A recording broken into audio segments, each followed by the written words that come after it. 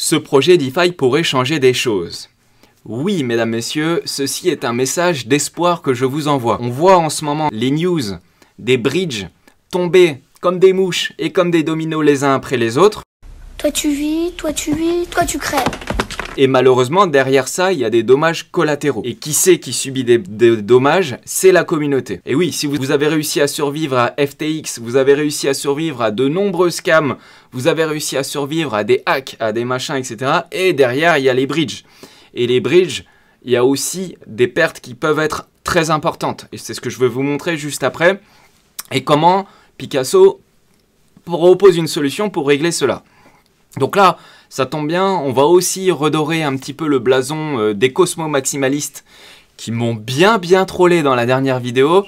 Mais vous avez raison d'envoyer des commentaires et de défendre votre beefsteak. Hein, faut défendre son bout de gras, comme on dit. On touche pas mes petits pois du jardin.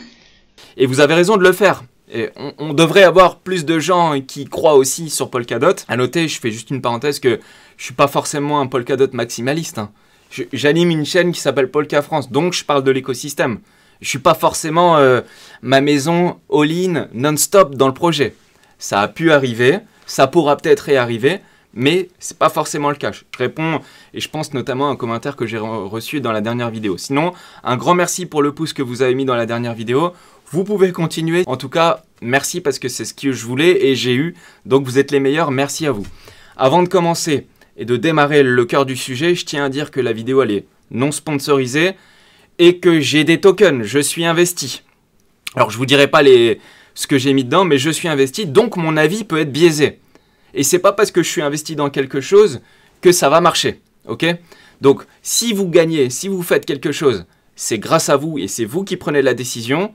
Si vous faites quelque chose et que vous perdez, c'est vous aussi qui prenez la décision. Moi je vous relate juste des faits et peut-être parfois un avis, mais je ne peux pas être tenu responsable de vos actes. Moi, je suis juste un petit youtubeur tranquille dans mon bureau, mais ça peut être une source d'information, mais allez quand même voir d'autres sources d'information. Voilà. Ceci est dit, on peut commencer la vidéo. Comme je vous disais, on a les bridges qui tombent les uns après les autres. Et on ne parle pas de 10 balles ou 20 balles, ok ? On voit en 2022, il y a plus de 2 milliards de dollars de fonds qui ont disparu. Et ça, c'est l'argent de qui? C'est l'argent de vous, la communauté. Et il y a eu plein de gens qui ont été touchés. Alors moi, j'ai une table en bois, je touche du bois. Heureusement, pour moi, ça s'est bien passé. Mais je suis presque encore plus triste quand je vois quelqu'un qui prend cher. Alors qu'en plus, tout ça, ça fait bien longtemps que j'en parle. Moi, à titre perso, mais la team aussi, qu'on en parle. Évitez les bridges. Putain de bridge de merde. Voilà, désolé pour les gros mots. Évitez les bridges. Les bridges sont centralisés et les bridges présentent des risques. Les seuls types de bridges que vous pouvez vous permettre d'utiliser, ce sont les bridges trustless. Pour l'instant, j'en connais que sur l'écosystème Cosmos. Ils ont leur bridge qui marche bien, ils sont trustless. Et nous, on en a un, c'est Picasso. Et il utilise différentes technologies pour y arriver avec le XCM et le IBC, pour ceux qui connaissent. Donc là, on voit en 2022 plus de 2 milliards de dollars de hacks. Notamment les plus gros, c'était le bridge de la BSC, Nomad Bridge, Wormhole et Ronin. Ronin, c'est le jeu qui utilisait leur blockchain. Et là, il y a moins d'un mois, boum, encore un hack. Et il y en aura d'autres encore, vous inquiétez pas, ça arrivera encore et encore et encore et encore. Tous ces bridges-là, je suis désolé, je le répète encore une énième fois, ce n'est pas l'avenir. En voici encore une nouvelle preuve. J'en parlais 2 vidéos avant que ça arrive. Et voilà, ça arrive encore. Donc là, hack 126 millions de dollars. Qui c'est qui perd? Il y a aussi de la communauté Polkadot qui perd là-dedans. Parce que le bridge multi-chain, il permettait de faire Ethereum Moonbeam par exemple. Donc si vous alliez sur Stellar Swap et vous avez de l'ETH ou de l'USDC qui est passé sur multi-chain, et ben en fait quand vous allez par exemple sur Stellar Swap, vous avez le USDC, donc vous le tapez USDC, et en fait c'est écrit en petit. Et vous voyez USD Coin Wormhole. Bah ça, Wormhole, il a été hacké il y a un moment déjà, il y a plus de 300 millions de dollars qui avaient disparu, mais ce bridge-là, il avait été abondé par Jump. Mais vous en avez d'autres. Et là, par exemple, on voit si vous utilisez le USDC de Axelar, faites gaffe. C'est pareil, si vous possédez des USDC qui ne sont pas dans la blockchain d'origine, alors vous prenez le risque du bridge. et de la blockchain, notamment du bridge. Et donc là, on voit par exemple sur Osmosis, c'est pareil. Si vous tapez DOT, en fait, le DOT que vous avez, c'est du DOT qui est passé par Axelar. Donc c'est stocké sur Axelar par le bridge de Axelar. Donc si le bridge de Axelar il se fait vider, au revoir vos fonds, votre DOT, il vaut 0. Hein. Il vaut 0 techniquement. Et c'est ce qui arrive systématiquement. Mais si on peut le faire aussi de l'USDC, on voit l'USDT, pareil, il passe par Axelar. Donc faites gaffe. Le bridge de Axelar, demain, on peut très bien avoir un hack. Alors, eux, pour prévenir ça, le patron, sur Twitter, sur Axelar, il a dit nous, notre bridge, on le sécurise au maximum. Alors, c'est ça qui est traître. C'est que vous lisez un white paper, ils vont tous écrire bridge sécurisé. Et c'est normal, ils font leur pub. Ils disent bridge sécurisé. Mais si vous mettez pas le nez dans la merde, parce que c'est ça en réalité, si vous ne mettez pas le nez dans la merde, vous savez pas que c'est un bridge multisig et qui est très risqué en termes de hack ou de bug, de smart contract et autres. Et donc là, c'est le cas pour Axelar. Alors pour limiter un petit peu ça, ce qu'ils ont fait, c'est qu'ils ont limité à 2/3 les montants qu'ils mettent, de manière à lisser sur plusieurs wallets, de manière à ce que s'il y en a un qui se fait siphonner, c'est pas 100% de la trésorerie qui disparaît, mais c'est potentiellement 1/3. Ouais, mais je suis désolé, c'est pas la bonne solution aujourd'hui. Donc pour ça, on a un projet, c'est Picasso, qui est sorti et qui propose des bridges qui sont trustless, c'est-à-dire que c'est la blockchain qui finalise la transaction et qui valide les blocs et qui valide le mouvement de token. Et donc du coup, là, c'est trustless, c'est-à-dire que là, vous n'avez plus ce risque-là d'une troisième partie. Ils appellent ça en anglais une third party, une troisième partie. Donc là, vous pouvez valider des transactions directement d'une blockchain A à une blockchain B en étant tranquille. Donc là, par exemple, vous avez du KSM, vous voulez l'envoyer sur Picasso, vous faites continue, boum, le transfert, il est XCM. Ça existe déjà. Karura le fait, ça marche très bien. Par contre, de faire d'une blockchain de Polkadot à une blockchain de Kusama, ça n'était pas possible. Aujourd'hui, c'est possible avec le Santori Bridge. Donc pour y aller, c'est app.trustless.zone. Et ce que vous faites, c'est que pour transférer du DOT, vous l'envoyez sur la blockchain composable. Et puis après de la blockchain composable, vous l'envoyez sur Picasso. Et après, vous pouvez l'utiliser sur un échange décentralisé, par exemple Pablodex. Alors, si c'est trop compliqué ou si c'est du chinois ce que je vous raconte, notez juste que vous pouvez passer d'une blockchain A à une blockchain B. Et quand ça nécessite de faire plusieurs voyages, ils ont fait une solution qui s'appelle le multi-hop. Et ça, c'est génial. Vous avez du Picasso, vous voulez l'envoyer sur Osmosis direct. Mais en fait, ce qu'il va devoir faire le bridge, mais en sous-marin, il ne va pas vous le montrer. En fait, il va prendre votre Picasso. Donc, vous avez plusieurs tokens de dispo. Vous pouvez envoyer soit du DOT, soit du KSM ou du Pika directement sur Osmosis. Donc là, hein, les Cosmos maximalistes, salut à vous, vous allez être contents. On a du Picasso sur la blockchain Picasso. On l'envoie sur la blockchain Santori. Et là, il y a un transfert IBC qui se fait entre les deux. Alors, autant entre Composable et Picasso, donc les blockchains Kusama et blockchain Polkadot, là, c'est XCM. Donc, c'est langage de programmation Polkadot. Pour faire Picasso sur Santori qui, lui, est sur Cosmos, bah là, on utilise le langage de programmation Cosmos, IBC. Et là, ils ont réussi à faire ça, et ça, c'est bien, parce que ça, c'est trustless, et c'est validé par la blockchain. Là, vous n'avez pas le risque de hack, de bridge. Et ça, sur Osmosis, ils l'ont très bien compris. Pourquoi? Parce que je vais vous montrer, justement, sur Osmosis, j'ai une page qui est ouverte, et en fait, aujourd'hui, sur Osmosis, ils ont du DOT. On peut swapper du DOT, mais c'est pas du vrai DOT, comme je vous disais au début. C'est du DOT qui est passé par Axelar. Donc, si sur Osmosis, vous achetez du DOT, faites gaffe, vous prenez le risque de Axelar.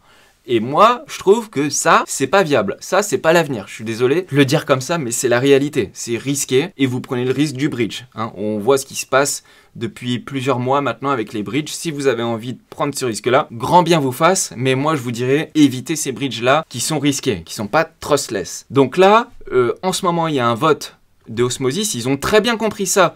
Même chez Cosmos, ils le savent. Ils le savent très bien puisqu'il y a un vote de la communauté qui est en cours pour enlever sur Osmosis le DOT de Axelar pour le remplacer par le DOT de Santori, c'est-à-dire le DOT de Picasso. Et ça, ça y est, ça rentre dans les mœurs. Sur Osmosis, on aura le token de Picasso et celui de Axelar, il va partir. Il y sera plus, si vous voulez. Ils vont le retirer parce qu'ils savent très bien que c'est risqué. Ils le savent. Et donc, ils vont le changer. Donc ça, déjà, ils l'ont reconnu et ça, c'est bien pour ce type de projet. Et donc, potentiellement, il pourrait être éventuellement un peu plus utilisé dans le temps. À noter que Picasso, c'est un projet qui est extrêmement spéculatif. C'est un projet extrêmement petit. S'il y a 150 ou 200 utilisateurs, c'est le bout du monde. Alors c'est pas le nombre de holders, hein, c'est le nombre d'utilisateurs quotidiens. Donc il y a très peu d'utilisateurs, donc c'est extrêmement risqué en termes de variation de prix.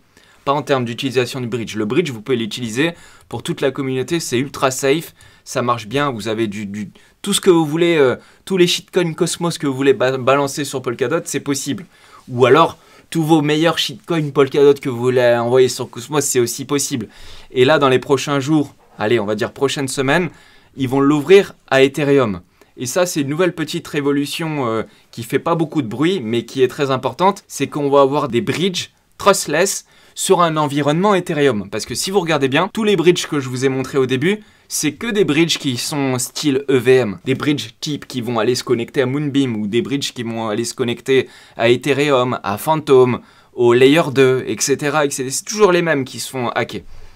Et donc là, ils proposent une solution qui vont se faire avec des transactions IBC et qui vont pouvoir se connecter avec Cosmos, Ethereum, Polkadot. Derrière, ils vont le faire aussi avec d'autres écosystèmes comme NEAR, par exemple, ça sera la suite. Et donc, moi, je me suis amusé à comparer. Alors, c'est un avis personnel. Moi, je pense que la solution de Picasso, elle est meilleure que celle de Axelar. Mais Axelar, ils ont beaucoup d'avance. Et elle est beaucoup plus utilisée, mais vraiment beaucoup plus utilisée que Picasso. Et donc, c'est aussi pour ça que ça marche mieux et que c'est mieux valorisé. Et quand je regarde le prix du Axelar qui vaut aujourd'hui 40 centimes, c'est-à-dire 138 millions de dollars, et que je regarde le prix du Picasso qui lui vaut 0,000,75. Alors, je vais vous faire le calcul en correspondance par rapport au prix de Axelar, comme ça au moins on aura un calcul. Là, vous voyez la libération des jetons Pika. Aujourd'hui, on est en août 2023, donc on se trouve à peu près là. J'avais vu qu'ils avaient libéré un peu moins de 3 milliards de jetons Pika. Et au total, il y en aura 10 milliards et c'est un montant fixe. Donc, pas d'émission de jetons, pas d'inflation, rien. Le montant sera fixe. Donc ça, c'est bien aussi. Et donc, en fait, si on fait ça, donc il y a 3 milliards de jetons actuellement libérés.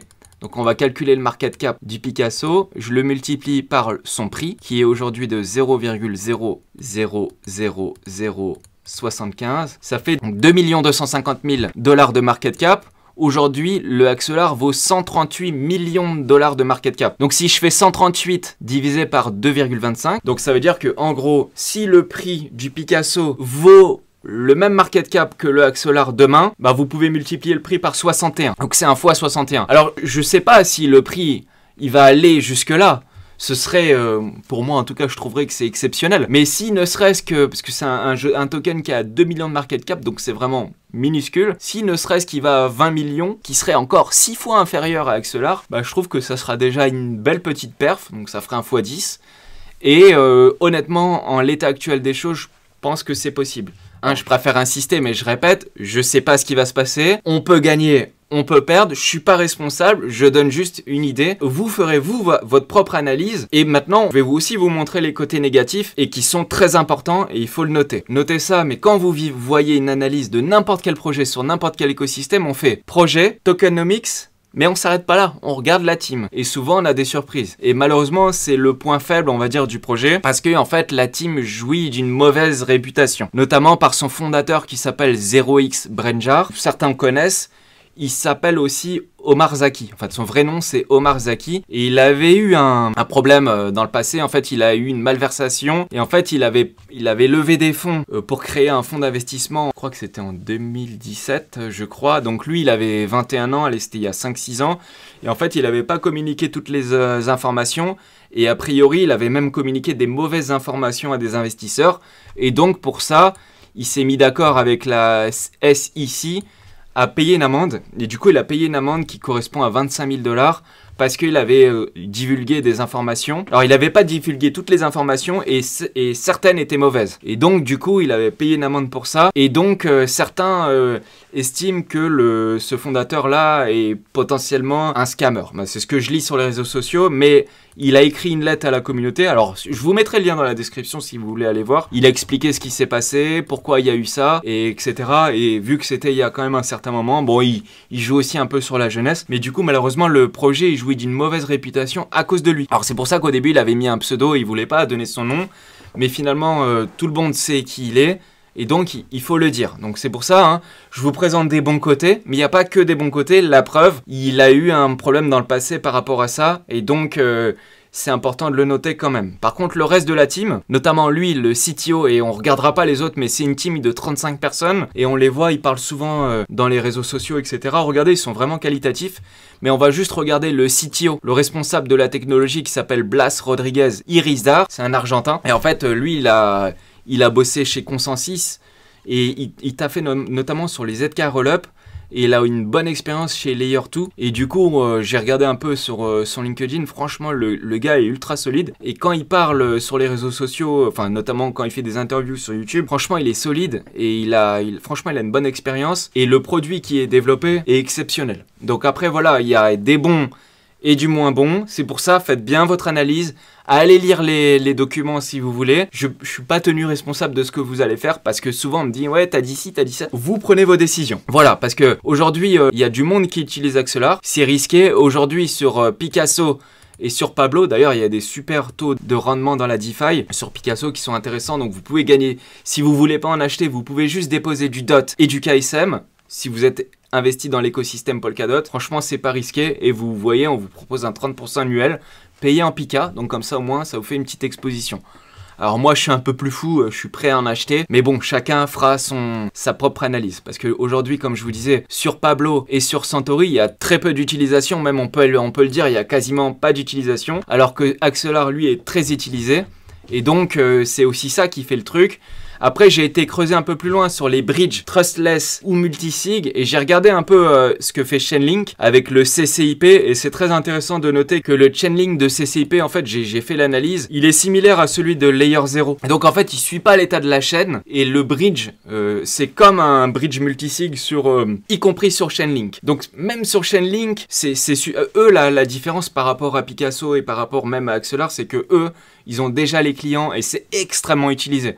Ça vaut déjà des milliards si vous voulez. Mais donc ils ont déjà les clients, ils savent que leur solution va être utilisée. Et donc ça va être important pour eux, cette utilisation-là, même en termes de burn et tout ça. Et de revenus payés aux gens qui vont mettre en staking des links et tout ça. Donc, mais c'est des solutions qui sont encore pas tout à fait décentralisées et qui posent des problèmes de sécurité. Donc faut faire attention à... On va remettre l'église au centre du village. C'est un projet à 2 millions de market cap. Si déjà il en atteint 20, ce qui est possible, ce sera déjà une excellente performance avant d'atteindre des milliards. Déjà des centaines de millions comme Axelar ou des milliards comme Chainlink, on en est loin, mais voilà, moi j'aime bien et c'est quelque chose sur lequel je me mets en prévision du halving, hein. Me dites pas ouais Nono, le truc il a pas pump dans 4 jours.